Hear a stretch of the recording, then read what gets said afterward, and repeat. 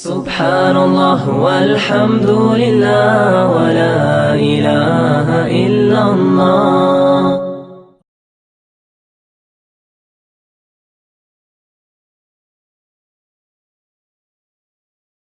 At the moment of death, the Prophet, peace be upon him, sallallahu alayhi wasallam, said in a very long and lengthy hadith, and I won't say the whole thing, but he said in this long hadith in details what's going to happen to the person. And he divided the people into believers and disbelievers.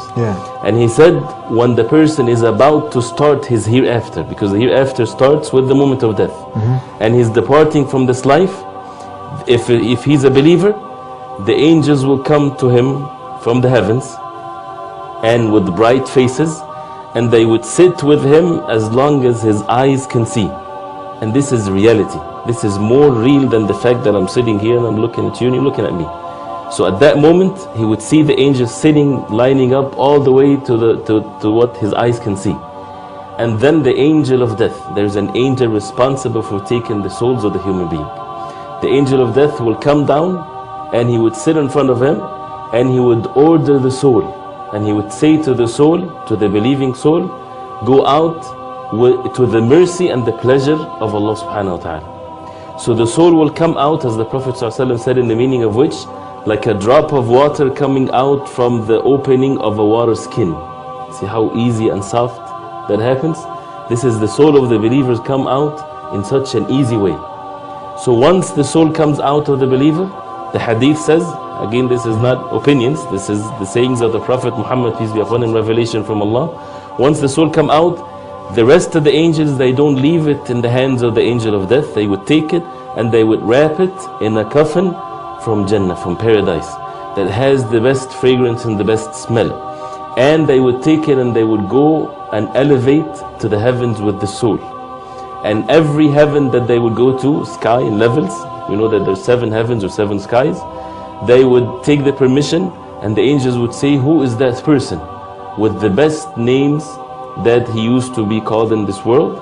Why? Because of the great smell that they are smelling and the great thing that is happening. So they would say, it's so and so, the son of so and so, with the best names that he used to be named in this world. And they go from one heaven to the other till they reach the 7th one. And then Allah subhanahu wa ta'ala would say that write the deeds of my slave in the highest level. And this is for the believers. And return his soul back to the earth, because I promised them that from the earth I created them, and from the earth they shall return, and from the earth they shall be resurrected. So the soul will into the body again in the earth, but not just in the same way that we are living now. And then after he is buried, and people depart from his grave, and the Prophet ﷺ, he said that he would hear the footsteps of the people when they're departing, the dead person. Yes, brothers and sisters, you and I are going to know when the people put us in that box and put us in the grave. We are going to know. Your spirit is gone. You can't shout. You can't call out. You can't say, don't leave me here. But you're going to be hearing and you're going to be seeing, because that's a different kind of consciousness. But you can't move. Then after they leave, the angels of death, or 2 angels will come to him. And these 2 angels will make him sit in a way that Allah subhanahu wa ta'ala knows best. We're not talking about physical things here.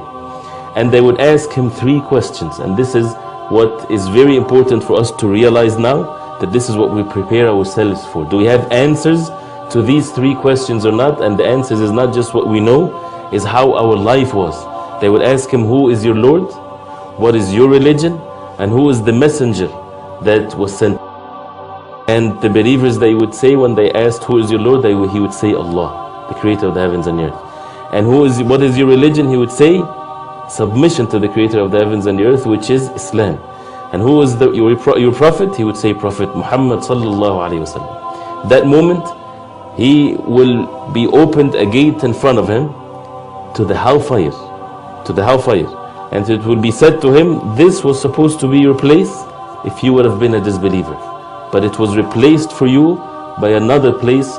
And then a gate to the paradise will be opened to him, and the fragrance and the goodness from the paradise will come into him, and it will be said to him that this is your place when the day of judgment would occur, but not now. So at that moment he would say, oh Allah, make the hour occurs. He wants it to happen quickly so that I can go back to my family and my wealth, meaning to enter the paradise. And the total opposite is for the disbelievers. And let me just start it by, I know I'm taking too long, but for the disbelievers, the Prophet ﷺ gave the example that it would make it more closer into our minds. He said, when a disbeliever is about to die, the angels of punishment will come down unto him. And they are the most horrific looks, these angels, creation of Allah subhanahu wa ta'ala. And the angel of death, also they would sit in front of him as far as his eyes can see. The angel of death will come, and then he would say, ordering the soul to come out, and he would say, come out to the punishment and the anger of the creator of the heavens and the earth, because you had committed injustice against your own self when you did not fulfill the purpose of your life. The Prophet, peace be upon him, said at that moment the soul would scatter all over the body of this disbeliever. Doesn't want to come out. So what happens, the angel of death would snatch it, would pull it so hard that it will be so much, of course, painful. And the Prophet ﷺ gave the example that it, as if it's tearing the person, tearing him, like you have a piece of iron in a wet wool. What happens to it? It just tears it apart. Is that from being attached to this world and not having been prepared for the next life, and neglecting your obligations? The state of forgetfulness and the state of disbelief. Yeah. And it becomes all over the place. It does not, see, remember the first example? It comes out like a drop from a water skin. Very easy and very soft. Right. But the disbeliever, he had to do this to it. And then when it comes out, the angels would wrap it in a coffin that is from the hellfire, that has the worst smell to it. Yeah. And when it's tried to go up into the heavens, it won't be able to. And the angels for the first heaven, it would say, who is this nasty and bad smell? Human beings. It would be said, so and so, the son of so and so, with the worst names that he used to be named in this world.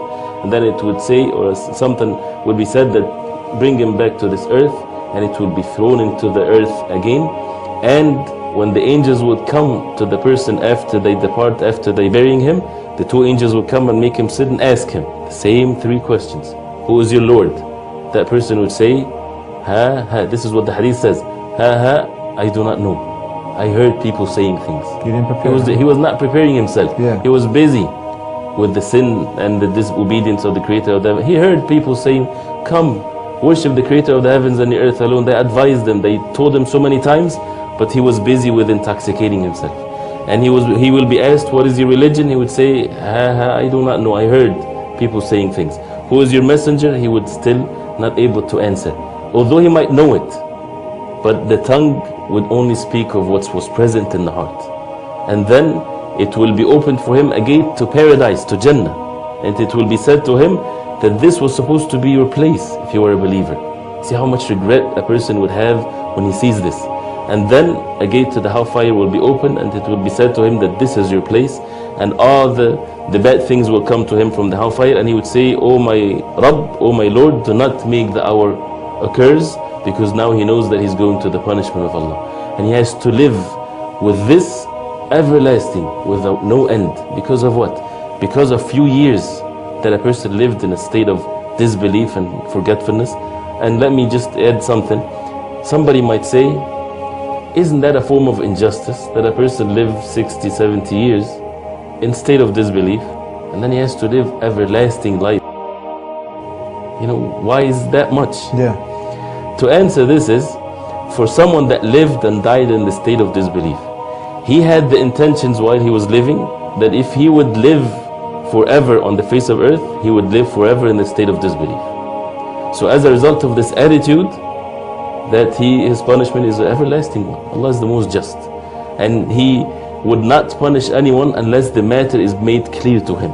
And as Allah says in the Quran, وَمَا كُنَّا مُعَذِّبِينَ حَتَّى نَبْعَثَ رَسُولًا. We do not punish till we send a messenger. This is the mercy of Allah. Messengers are being sent, and they send to tell you, oh you human being, you believe in God, worship Him alone, and then you turn away, you worship other than Him, you live a life of forgetfulness, you don't want to do nothing with being steadfast on the proper submission to the creator of the heavens and the earth.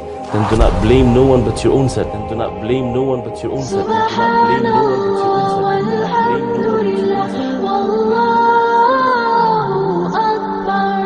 Subhanallah.